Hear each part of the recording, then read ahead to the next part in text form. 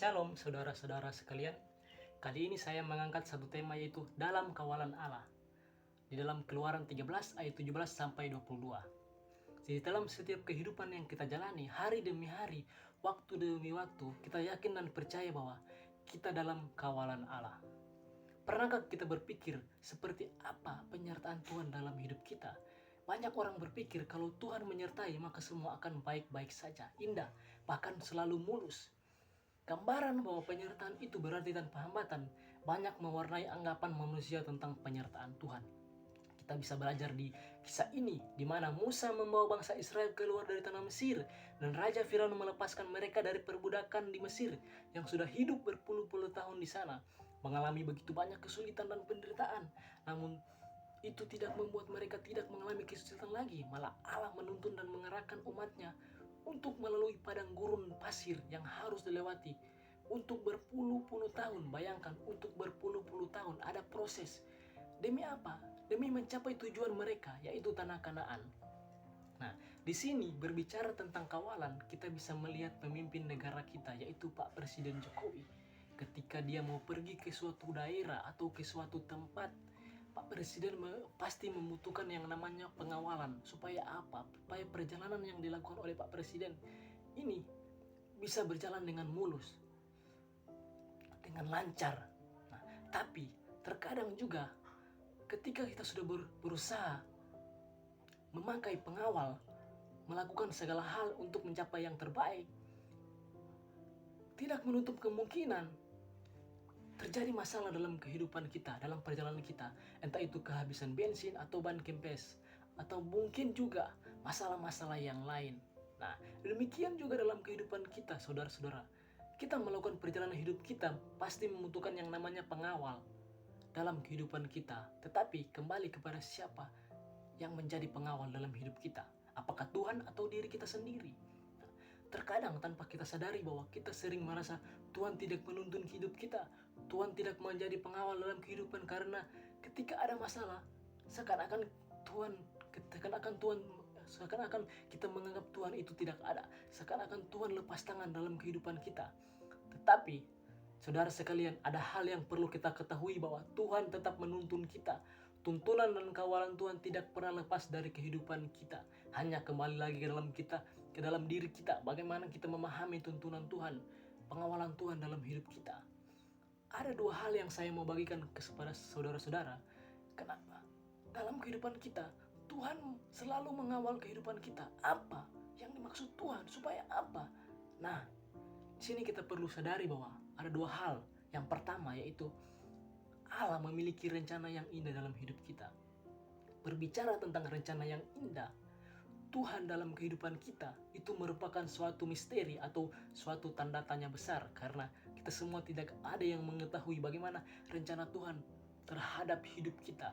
Namun, ketika kita belajar dari kisah ini, melihat kehidupan bangsa Israel yang sudah mengalami penderitaan yang begitu banyak, hal ini mengajarkan kita bersama-sama bahwa dalam kehidupan kita, untuk mendapatkan rencana Tuhan yang indah, maka kita harus melewati banyak penderitaan atau banyak proses yang akan kita hadapi dalam kehidupan kita sehari-hari.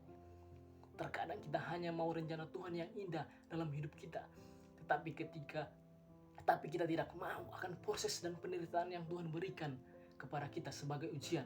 Terkadang sebagai manusia kita hanya mau enaknya saja, tapi tidak mau susahnya. Akan tetapi, mari kita sama-sama belajar bahwa untuk mencapai rencana indah yang Allah lakukan dalam hidup kita, maka kita harus siap sedia mau diproses oleh Tuhan.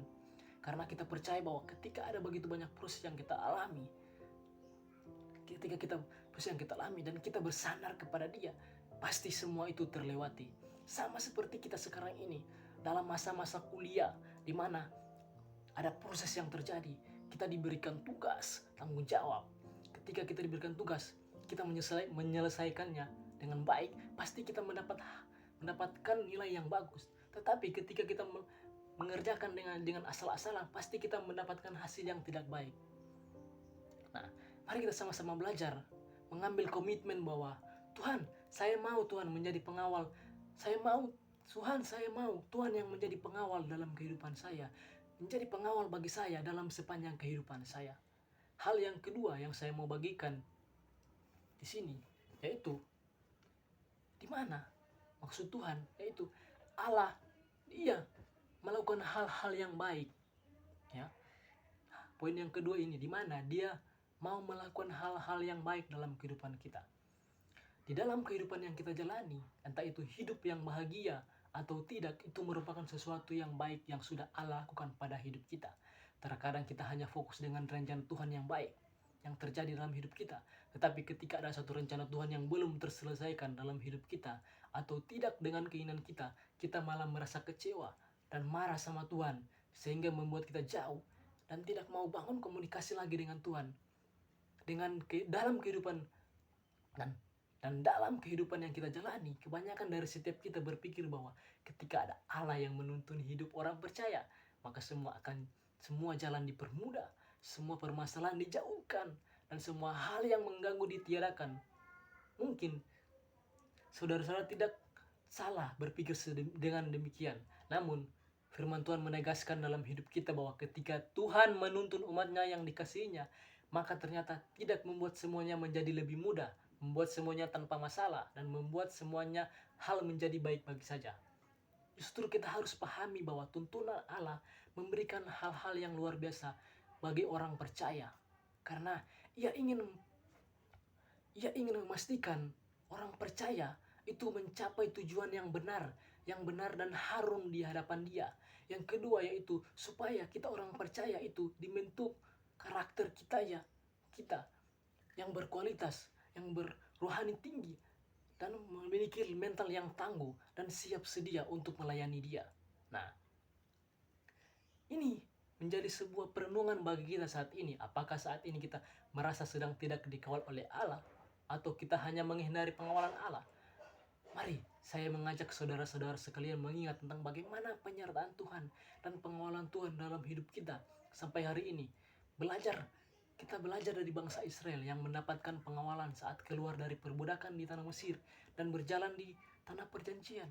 Allah membawa mereka berjalan jauh bukanlah untuk meninggalkan mereka, tetapi agar menyadarkan mereka dan akan penyertaannya.